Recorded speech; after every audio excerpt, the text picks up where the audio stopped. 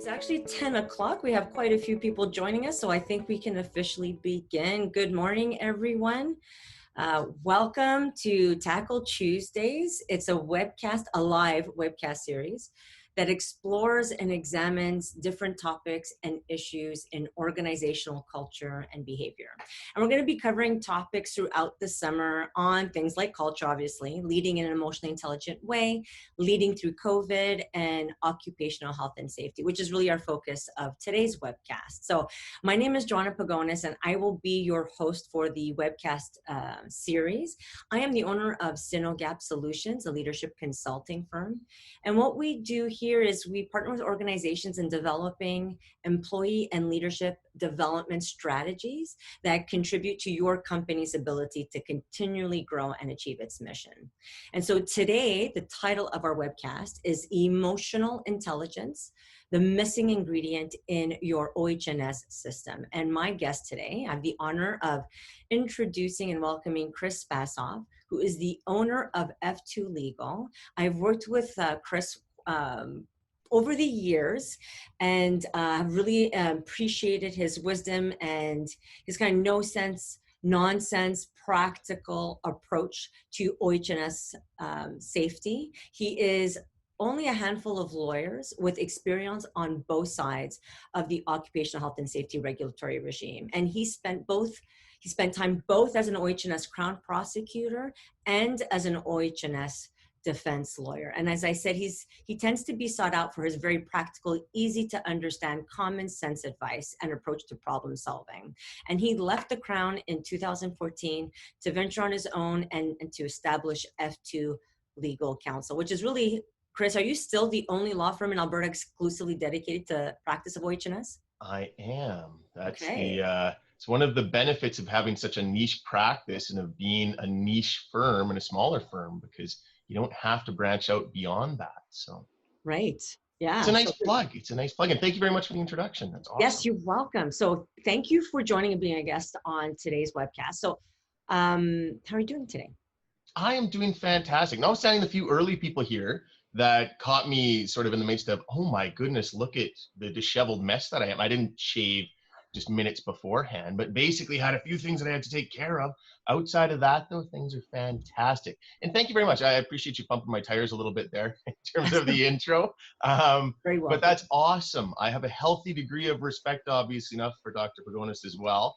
And it's an absolute pleasure to appear on Tackle Tuesdays, which, as I've told some of my followers in the past, I think it's an absolutely awesome initiative. And I'm really happy that you've come up with this, not just series, but this idea in particular with respect today for a discussion about this, because I think it's so absolutely invaluable. Thank you. Now you pumped my tires. It's a great way to start a Tuesday. Right. Anybody else want to chime in? Well, before we begin, before I start, and I want to ask you my first question, I just want to let our listeners and our viewers know that I encourage people to share their comments, what they're thinking, or questions throughout the next 30 minutes. I will be periodically sharing some of the things that you're writing in the group chat with Chris and asking him to share his insights on some of the things that you're posting. And we are on Facebook Live as well, so we may be getting some comments and questions through there as well. So I'll monitor both. So you may see me looking back and forth. But so let's start with our first question. Over the last couple of months, you and I have many conversations about leading not just with the head, but with the heart. And I was hoping maybe you could explain a little bit, what do you mean by leading with the head and the heart? And really, what is the difference between the two? No, and I think that's an awesome starting point, and it's an awesome question, because in my business, what I'm typically dealing with is organizations or health and safety professionals that are putting together programs, putting together systems. We like to use the word system because it's more dynamic than program. And all of it is geared towards one thing. It's geared towards bringing workers home safely at the end of the day. And many, many dollars, many, many sleepless nights, many, many hours are spent putting these types of systems together and into play. And while those are all excellent initiatives and it needs to be there, the paperwork needs to be there, the protocols need to be there, the processes and procedures all need to be there, what oftentimes falls through the cracks is an understanding or recognition that all of those things are really just secondary tools to try to deliver on that notion of getting people home safely at the end of the day. Everything in health and safety is built on what's known as the internal responsibility system. And there's theory that we could talk about that for days. We're not going to do that though. But what for me, the internal system is all about, the internal responsibility system. It's not about the arrows going every which way, the triangles, all of that sort of stuff. What it boils down to is exactly what is in the title, internal responsibility. And for me, that means that when you're trying to bring workers home safely at the end of the day, everything starts here and filters through here, or vice versa, one or the other. But both of those two things have to be into the equation. You have to think it through, but you also have to rely on your instinct, your gut, your conscience, your soul, whatever it is that you talk about, or how it is that you define what's happening in that heart, aside from pumping blood out. You have to own it, and you have to bring that level of really, for all intents and purposes, emotional intelligence, or the type of work that you're doing. You have to bring that into the equation. And so it's, there's a difference there in terms of the thought processes with the head and the heart processes, which is the relatability and the understanding. But really what it goes down to from my standpoint is you have to understand that health and safety is more than just the forms, the processes, procedures. It's got to begin here and here on the psychological, sociological front, so to speak, and understanding people and how to influence people and get people to act. And far too often that's missing. Mm-hmm. So you're basically saying like the policies, the systems, the checks and balances, that's the head, correct? That's the strategy. Right. That's a good way to look at it. That's a fantastic way to look at it. And so you've got all of those efforts put together, and you've thought through the theory of it, et cetera. But it can't just be that. You've got to back it up with the heart aspect, which is really, the heart of any type of organization, team approach, et cetera, is what wins you games, so to speak, to use the sporting analogy, right? So no, that's an excellent way to break it down in terms of all of that other stuff is taking place in the head, and is, as I say, just it's a tool. It's a tool to give effect to what you're trying to achieve from the heart. Okay. And you use emotional intelligence. So are you interchanging heart and emotional intelligence in some ways too? I'm going to be honest with you, Joanna. I am not the most sophisticated myself when it comes to this sort of stuff. I typically get asked, how do we do this? How do we understand the systems? We understand what we need to do, but how do we do it now? Mm-hmm. And brutal honesty, I'm often left scrambling saying, well, I know that there's this course you could take, there's this thing that's happening out here, etc. But I've never really found something that would really hit home or deliver the punch on that heart side of the equation to really bring home how you affect change, how you manage your people to get them to buy into the program. So in getting to know your work and in reading through your book and that sort of thing, I'm really oversimplifying things, I suspect, by saying, oh, emotional intelligence, and equating it to just emotional intelligence. But I think that's the starting point of the discussion. But I'd let you weigh in more on that than I can, because it's easy for me to throw around terms, right? and Yes. Pretend that I understand the full extent of what they mean. But no, I think you got it. I mean, even Ted just wrote now in the comment box, he's in group chat, like empathy and compassion. And so for me, if you want to sum up EI or emotional intelligence, yes, a lot of people think of emotional intelligence as empathy and compassion. And so, obviously emotional intelligence consists a lot more than that. It really goes into the way that how self-aware are we of what our stressors are and how we can regulate those, and how we are able to manage and develop trusting relationships with other people to create a workplace where people feel connected and not isolated. So if we were to go with that kind of broad definition or explanation of the heart or emotional intelligence, how do you see leading in that way in companies is relevant and important to OH&S approaches? And I guess I ask because when I was a keynote presenter at a Women in Safety conference that Occupational Health and Safety magazine coordinated and delivered. And I remember having conversations with colleagues who are in OH&S, and they always ask me, so are you on the physical side? Are you on the psychological side? They really kind of compartmentalize occupational health and safety in those kind of two ways. And when I hear you talking about the head and the heart, and like I said, if we look at it through the lens of emotional intelligence, like Ted said, compassion, empathy, developing trusting relationships with other people. How does that, I still don't think people understand how that aligns necessarily or benefits. How does that benefit companies to think in that way when it comes to them planning and implementing OH&S? I hope that wasn't too broad of a question, but I left it broad on purpose because you can explore it any way you want. Allow me to circle around it and hopefully land it somewhere nearby an answer. But no, it's a really good question. And it's something that a lot of organizations struggle with because they are so used to or so focused on the physical side of things, so focused on what the metrics are saying, what the key performance indicators are saying, statistics, et cetera. And you've got to have some measure of accountability and measurability to know whether or not those systems that you're putting into place are in fact effective. And I think that a lot of times it's easy to get trapped in that cycle or focus exclusively on that cycle, because when you look at what the occupational health and safety legislation is all about, I always say it's a roadmap, and it's a roadmap to get you from point A to point B. And that starts in the act, and the act says, here's where we want you to go. Here's how you best get there. Make sure that you use a vehicle that's worthy, make sure that you do up your seatbelts, et cetera. And then when you get into the code and the regulation, you really get into the details on things in terms of, okay, well, think about it as almost your SAT system or your navigation system where they're saying, oh, there's construction up ahead here. Maybe you want to take this alternate route, or here's a pit stop where you can gas up, et cetera. It really gets into the specifics of it.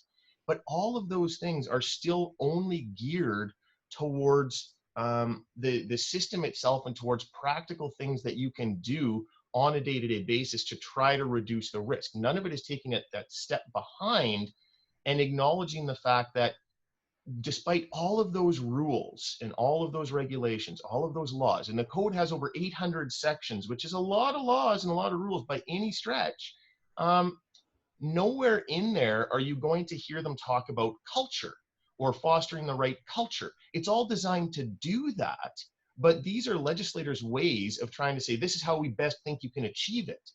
And notwithstanding that you're not going to see any positives in there on how to increase or better your workplace culture or your team or anything along those lines, I can guarantee you that every single time something goes sideways and you go to a prosecution or you're before the court system or some type of enforcement action, it's always going to be about your culture.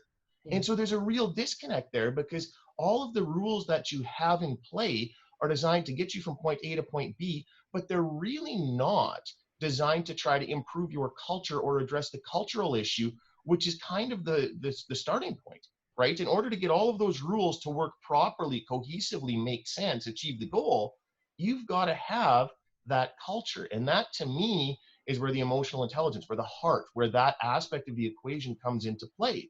And nobody focuses on that outside of yourself and your research. You can say, well, go and take this course. It'll talk about different personality colors and there's all of these different options in terms of one-offs where you could try to build that experience internally for yourself, but there's no real option to say, let's really explore this and let's really, tackle this through research, through programs, et cetera, to try to fill in that missing link.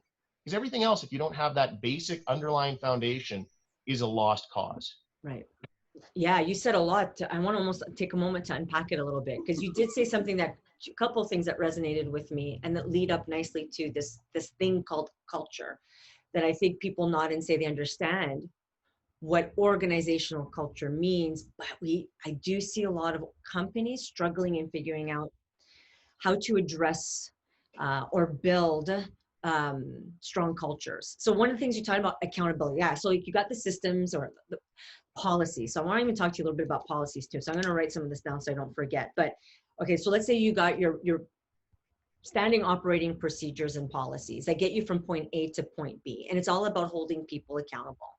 One of the things I wanted to say is emotional intelligence doesn't exclude accountability. Emotional intelligence is about creating a culture where you can hold people accountable, but you're doing it in a way where, and it can be in a compassionate way. People will be more willing to listen to you and respect you and hear what you have to say when you're holding them accountable, because they know that you have demonstrated over the past that you actually care about them, you care about their safety, and you care about their well-being.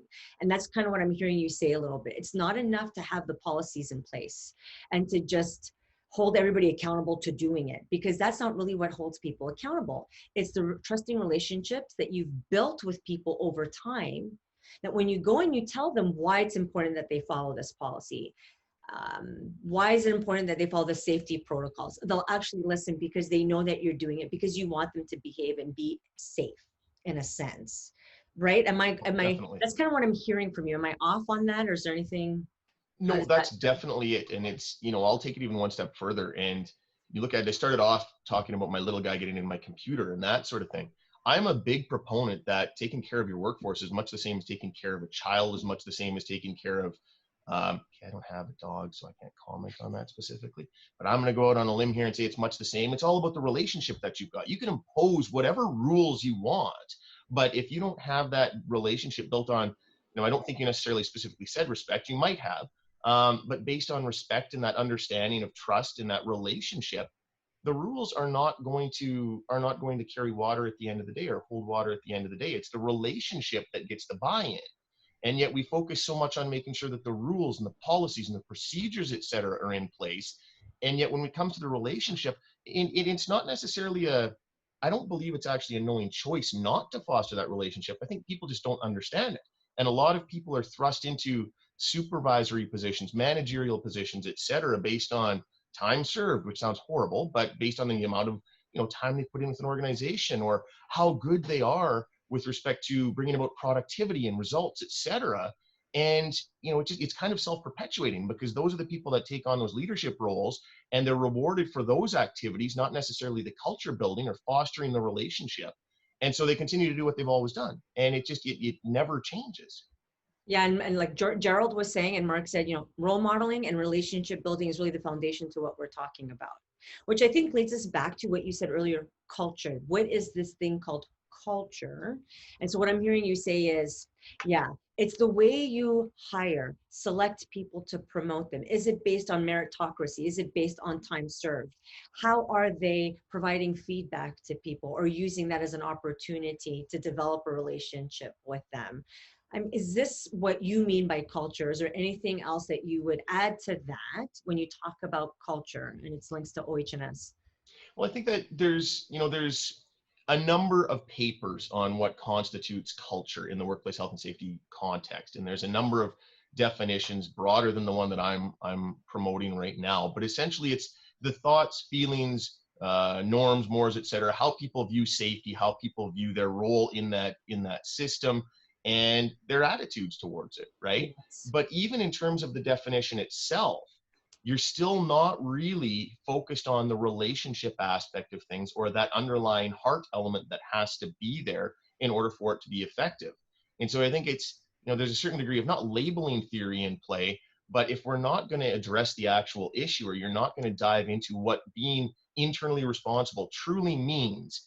And again, I don't know how you can come at it from any other way other than to say, well, internal, what's internal to me with respect to health and safety? It's what's in my head, it's what's in my heart, it's how I'm going to approach it, what I am going to do about it. And even the definitions, they get there, through bits and pieces, but there's not a specific definition that would come out and say it's all about the relationships, and it's all about what's happening behind the scenes to foster those relationships and to breathe life, if you will, into those policies and procedures. When you say it just clicked for me. When you talked about internal responsibility, and there's that definition, but you know what I'm hearing? What are your values as an individual, and what are your values as a company? And you've worked in government, I've worked in government, I've worked in private nonprofit as well. And there's one thing that all companies that I've worked for had in common, definitely their policies, but also their values. And there was, sometimes I had the opportunity and the privilege to work for a company that really lived those values. And other times I felt like I worked for companies where it was just posted on our website. And an internal responsibility to me is to know, what are your deep values, and how do those values align with your company's values? And if those values were to be torn away from you, you would cease to be who you are. And I see people compromising on their values sometimes because the culture maybe isn't safe. The culture doesn't promote individual responsibility, accountability, doesn't invest in people developing relationships. And you see people making sacrifices every day when it comes to their values. I've seen this happen in organizations where they put a lot of pressure on upper management and middle management to to be a technical expert, but to also lead a group of people. I was talking to somebody the other day who has 70 direct reports. 70 Hmm. direct reports. How do you, you try your best to not compromise on your values. Let's say my value is relationship building and having one-on-ones with my team, giving them feedback to ensure they work in a safe way, right? Part of creating a culture of safety is letting people know, yeah, you're acting in a safe way when you do X, Y, Z, and you're not acting in a safe way when you do A, B, C, right? And so what's working, what's not, and how we can work together to improve that. But how do you do that if you have 70 direct reports? And how do you stay true to those internal values and that internal responsibility system, right? Yeah. There's not No, a it's question there totally true. necessarily, but I guess my follow-up or lead into that is, what is the return on investment for organizational leaders to say, maybe I do need to re-examine my OH&S policies, protocols with a heart or emotional intelligence lens? So it's a two-part question. The first one is, what is the return on investment? Why should they care? Like, you and I were in a virtual seminar last week, and one of the comments that came to us was, if my company is successful, meaning let's use, I make money, I'm meeting my revenue quotas every quarter. If that's how you define success, is, well, first of all, we had this whole conversation on how you define success, but really that's how you define success is, I'm making my 2.5 million a year. Why should I bother doing anything different, especially when it comes to integrating or infusing the heart into my OH&S systems? Yeah, and I think it's, it's Gerald makes an interesting point on safety values versus safety priority, and I'm gonna incorporate that a little bit into Okay. my response. But if you are an organization that says, safety is number one priority around here, safety is really important. We have this goal of zero incidents, zero time loss, et cetera, et cetera, et cetera. Goals change, priorities change, right? Depending on when times are tough, maybe you're not a $2 million organization, and so you're struggling to keep food on the table, to keep your employees, working. At that point in time, is safety still going to be number one priority, or might it just be that production and revenues, et cetera, change, right? And so I think organizations need to be very alive to that difference. And when you talk about culture, culture brings in attitudes, beliefs, values, et cetera. But as I say, it doesn't promote that relationship building. It doesn't speak to the heart approach that I think is a different type of beast. And what's the return on that? I mean, we can talk dollars and cents. We could get into dollars and cents. I mean, the going rate right now on a fatality, one life lost in this province is roughly between $325,000 and $375,000, and that's just the fine. Okay, that is the fine. That ain't my bill. My bill is going to be added to that, as are retraining costs, as are downtime costs, as are lost revenue costs. What a lot of organizations don't understand is that in this, well, and a lot do, but in this current climate, with pre-qualification systems and working with other organizations, all of the internal responsibility obligations tie back to this notion of joint and several liability, which Law School 101 very quickly means anyone on a work site can be responsible for an incident because they all have different obligations at that work site. And so to fast forward to what we're talking about, if you're the organization that has a fatality, you've got a black mark on your record. And all of those other organizations that are out at that work site need to make sure that they're not going to have a black mark on their record, that they're not going to have a fatality. They want to make sure that they're fostering the right culture.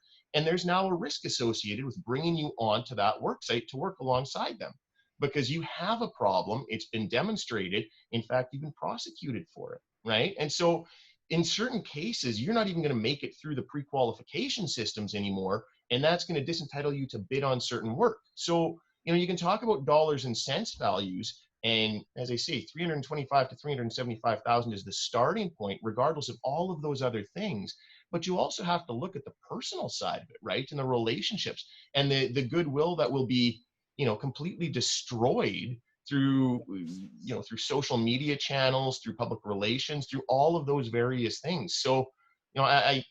people sometimes lose track of the notion or lose sight of the notion that, hey, there's a forest through the trees here. You spend a few dollars up front and you focus on this, you put the time and the effort in there, But at the end of the day, then you're not having to worry about it on the other end, right? And we've seen organizations when, especially if you're providing a service to the community, to your society, to the public, and your employees start to act in ways that expose your target audience, your consumers, to risk in behaving in those ways because you're not addressing some issues like that or infusing the heart. It there's how do you recover from loss of community trust, of public trust? It takes so long for that to happen, and it can be avoided. I believe I do agree with you wholeheartedly. um, and you know what, if really all at the end of the day is all you cared about, money, dollars and cents, is that truly a way to measure success? I mean, Mm. people spend most of their lives at work. They do.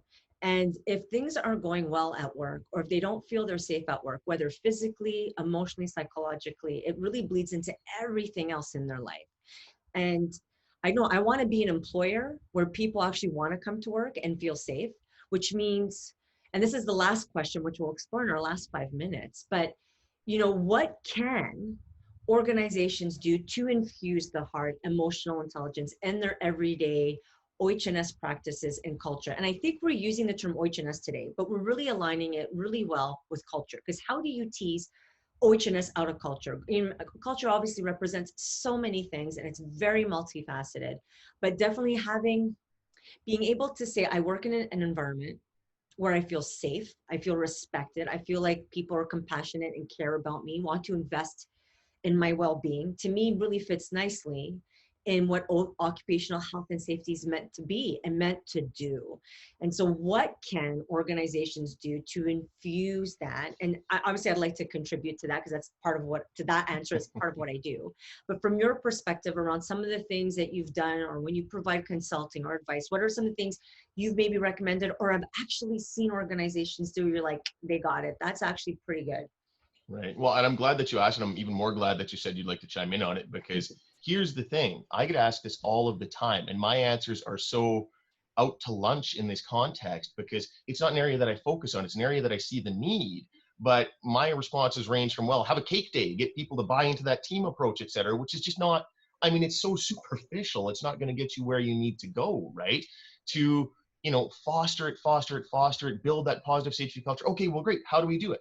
I lead with have a cake day, and at the other end of the equation, I say have an incident, because nothing drives change like an incident and a fatality, and everybody suddenly stands up and takes notice. Yeah. But the truth is up until the point in time that I started reading your book and saw the stuff that you were doing and how you're tying that back to the health and safety world, and the changes that are taking place as a result of that, I have yet to have found someone outside of yourself that could actually speak to that and actually do that. So full disclosure, I'm a big fan of yours. And on a go forward basis, when somebody asks me, okay, that's great, Spasoff, we know what we're supposed to do. How do we do it? I say, well, listen, that's outside of my wheelhouse. You have to talk to Dr. Pagonis about that, because she's the one that's cutting edge in this area and she's the one that's leading the charge.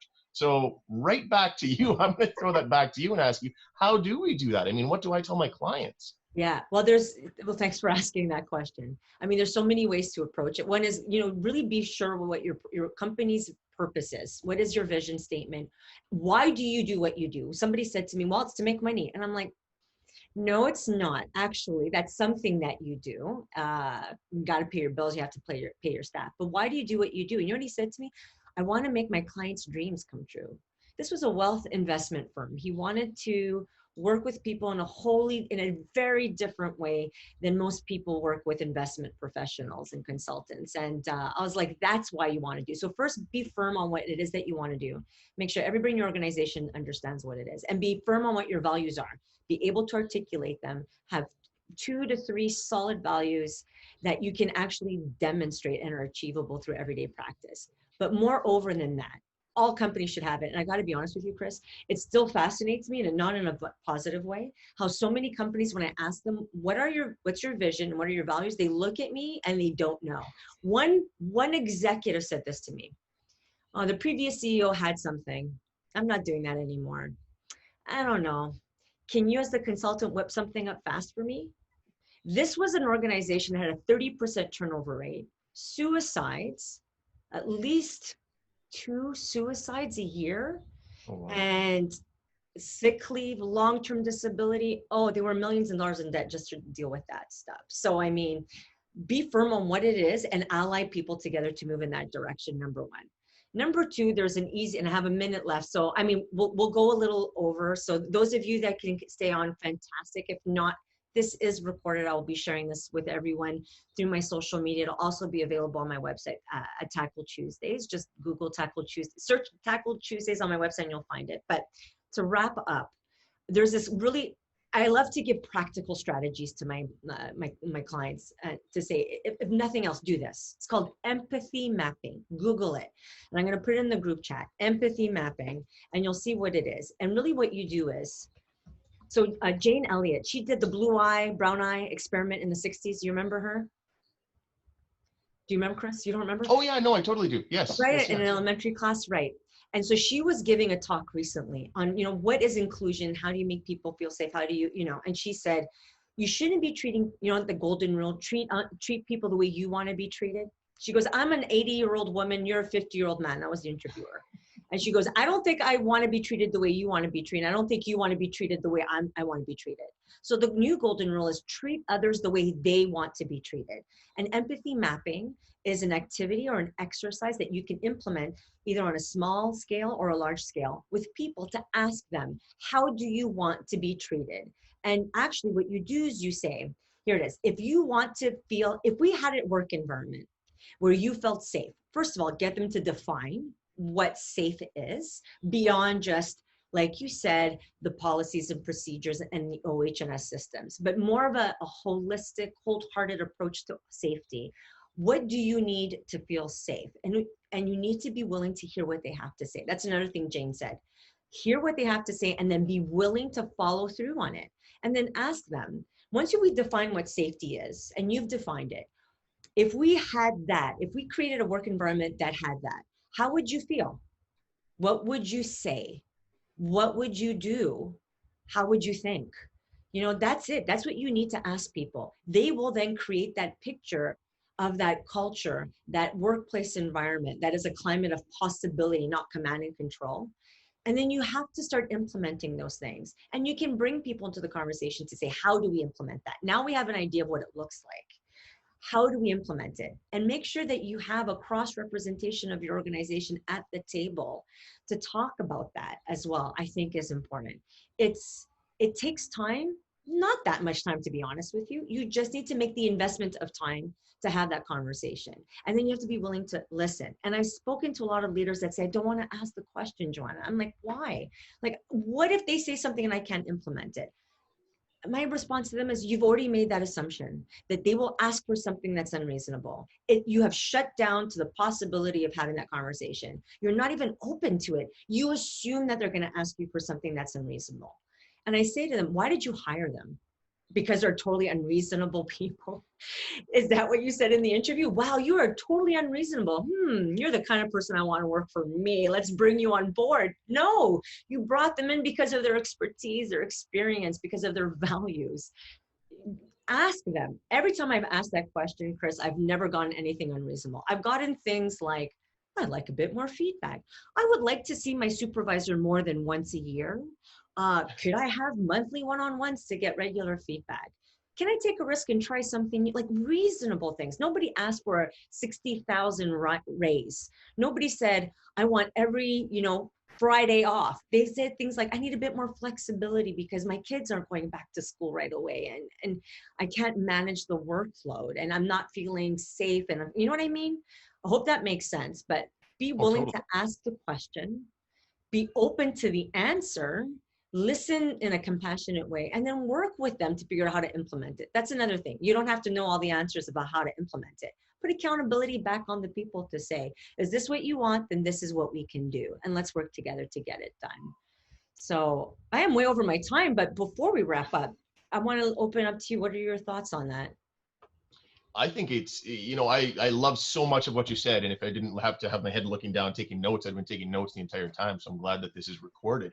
But a couple of things really resonate with me, particularly in my world, because this notion of the golden rule and changing the golden rule, I love that because it took me many, many years in life and in my own relationships to realize I'm doing this for this person. I would love it if they did it for me. Why don't they love it? Because they're not me.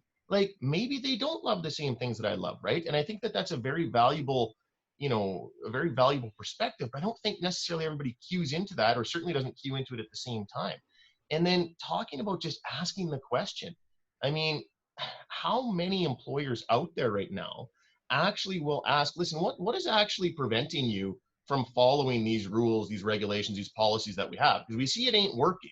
And instead of just passing more, saying, oh, we're going to implement stricter punishment or et cetera, et cetera, et cetera. I mean, we know as a society that punishment is a very bad motivator for change, right? Look at our prison systems, et cetera. There's a reason they're a quarter full or less, because we've come a far way since the 1970s, even the 1980s, in terms of understanding how to try to affect change in those environments. And yet we don't bring that to the workforce, right? So the notion of having the conversation about what is that we can do and digging into that, I get it.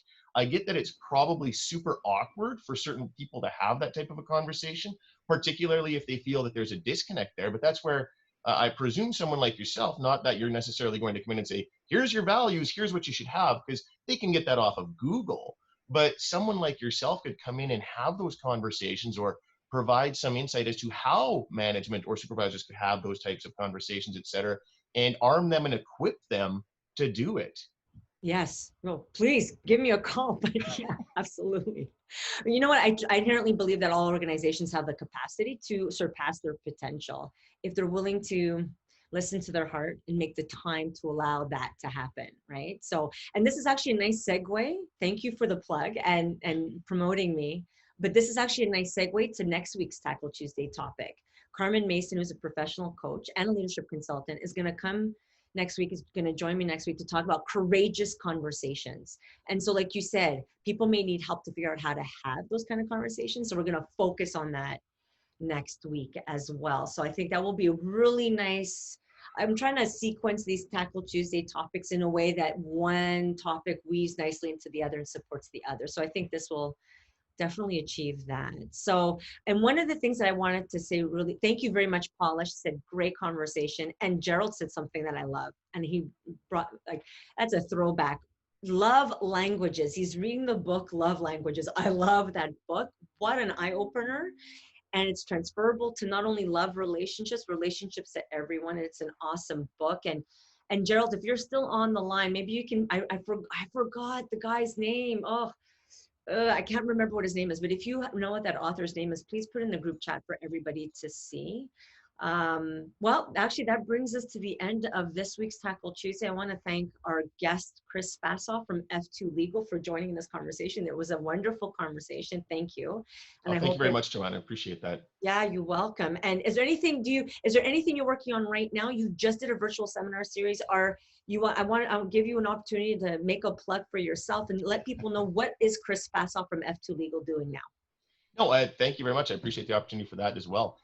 We're doing an OH&S professional series. If you are an OH&S professional, you're going to want to check it out, because it's really an inside look at the information that I've collected over the past 15 years on defense side, on Crown side, giving you information on how to tackle some of the problems, Tackle Tuesday, right? Tackle some of the problems that you're facing on an OH&S front that we can assist you with as OH&S counsel. We've got topics ranging from everything touching on today, in which Dr. Pagonis is definitely going to get a plug in that session again, but to OH&S being weaponized, to the single biggest changes to OH&S legislation across the country and what it means for you and your supervisors. A ton of interesting topics that we've developed through consultations with you, health and safety professionals, and with other players in the field. So please do check that out. We just recently added more dates to that series, and I would be happy to see some of these names. I know some of the names are familiar to me right now, but would love to see some of you attend those sessions. Dates and times vary, but feel free to check that out on our website. And do please follow up. I know I ate up way too much time of Dr. Pagonis's today in terms of some of my rambling, but I cannot stress enough how important the work that she is doing is to our business on the health and safety side of things. And I am so ridiculously happy that instead of telling folks that they can go out and have a cake day, I can actually send them to someone that I think is going to generally improve their overall health and safety systems. And that's absolutely fantastic. For me, it's fantastic for clients, it's fantastic for industry. So well, thank you. You're welcome. Thank you so much. So I put just the name of your company in the group chat, and you just go to Google and they'll find you, right, with F2 Legal. Right. Yep. Okay. And I think a lot of people do already know you. You have a wonderful and positive reputation, credibility in Alberta and across Canada too. So thank you so much, Chris. I hope you have a fantastic week. I hope everybody has a fantastic week. You will get an email notification in 2 days with the recording. And please feel free to send any of your questions to me through my website. And I hope you'll join us next week when we talk about courageous conversations. So thank you to everyone for joining us today. Thank you to Chris Spasoff, and have a wonderful week, everyone. Goodbye.